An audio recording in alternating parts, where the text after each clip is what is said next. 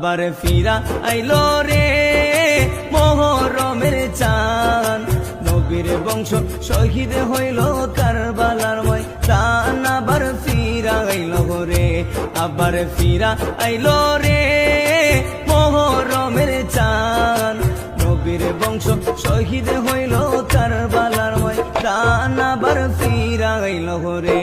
আল্লাহ কি আগুন লাগাইলো এ যদি দোস্তে কারবালায়, লিখতে গেলে আশেকের কলজা ফাইটা যায়।